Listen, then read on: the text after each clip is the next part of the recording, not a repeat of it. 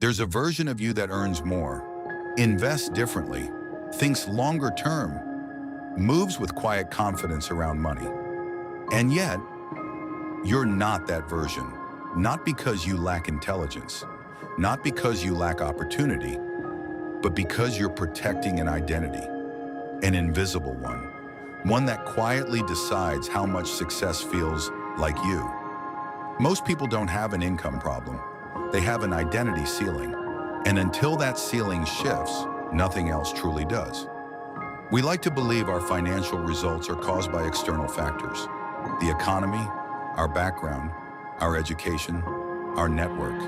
And yes, those matter. But there is something more powerful operating underneath all of that. Your self-concept, the internal story you carry about who you are and what kind of life fits someone like you.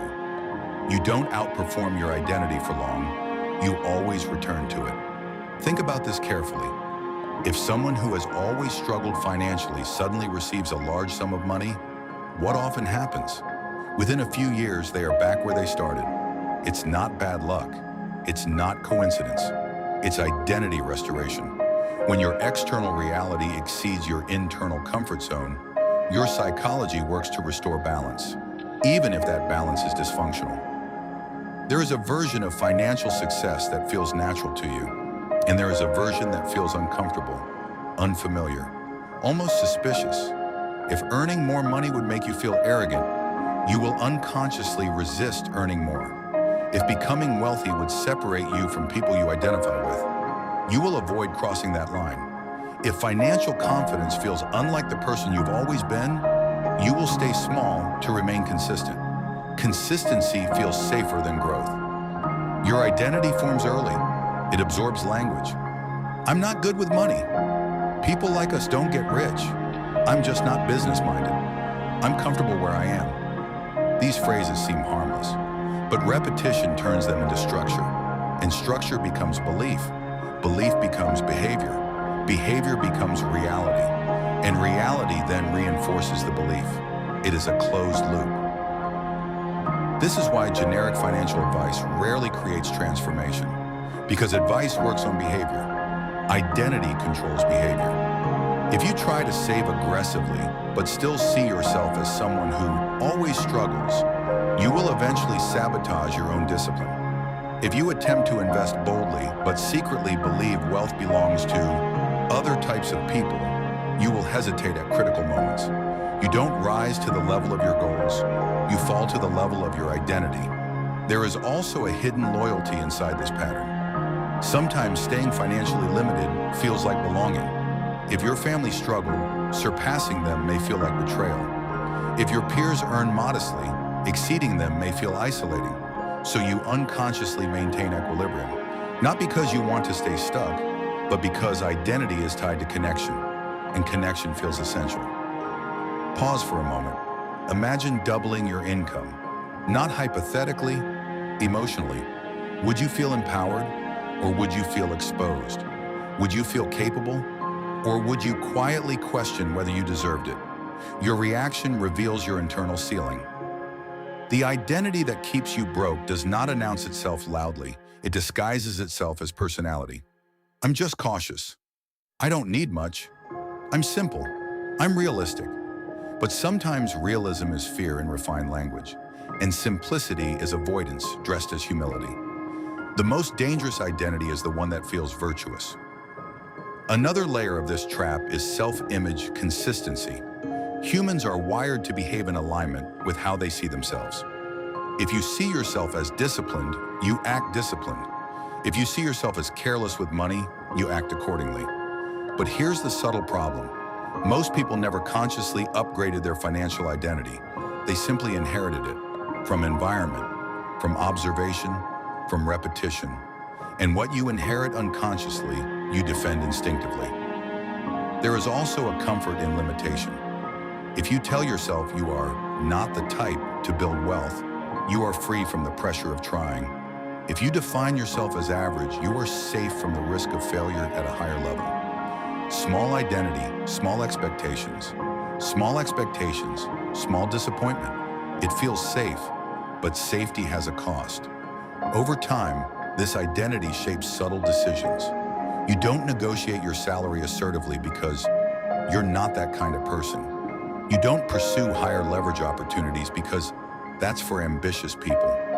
You don't expand your thinking because you're already doing okay. You filter possibilities before they even reach conscious thought, and the world responds accordingly.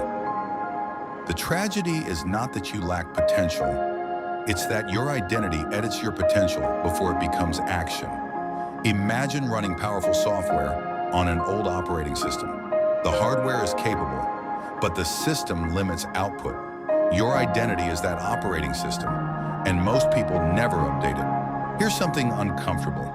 If you secretly believe that wealth changes people for the worse, you will avoid becoming wealthy. If you associate money with greed, corruption, or ego, you will keep yourself at a distance from it. You cannot pursue what you internally resent, and many people resent wealth without realizing it. This internal conflict creates stagnation.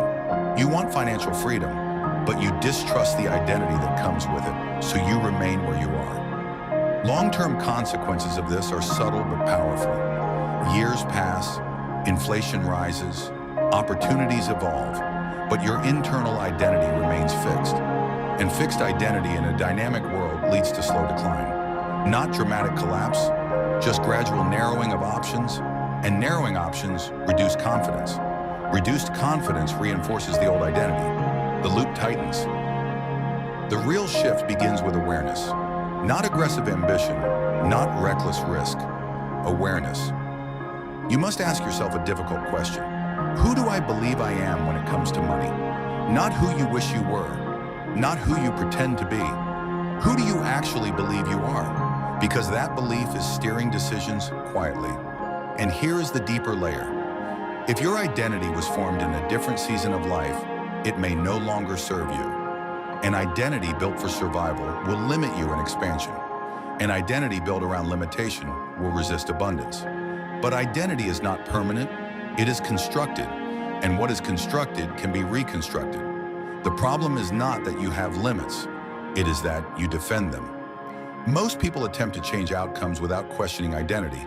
They focus on tactics, but tactics without internal alignment create friction. Friction creates exhaustion. Exhaustion leads to retreat, and retreat feels like confirmation. See, this isn't for me. But perhaps it was never about ability. Perhaps it was about alignment. Imagine adopting the identity of someone who sees wealth as responsibility rather than ego, who sees growth as expansion rather than arrogance, who sees financial intelligence as learnable rather than innate. That shift alone changes behavior organically, because behavior flows from belief, not the other way around. Here is the quiet truth. The identity that keeps you broke feels normal. It feels authentic. It feels like you. But authenticity is not always accuracy. You may be loyal to a version of yourself that was created in limitation. And loyalty to limitation is expensive. Not immediately, but gradually, year after year, decision after decision, until one day you realize you've been living inside a psychological boundary that no one imposed but you. So I'll leave you with this. If your financial life feels repetitive, if your income feels capped, if your progress feels slower than your potential, ask yourself, are you fighting circumstances or are you protecting an identity? Because the most powerful financial upgrade you will ever make is not external, it is internal. And until you become someone who believes they are capable of handling more, you will continue handling exactly what feels familiar, not what is possible. The question is not whether you can earn more. The question is whether you are willing to become someone who expects to. And that transformation is quieter, more uncomfortable, and far more powerful than any strategy you could ever learn.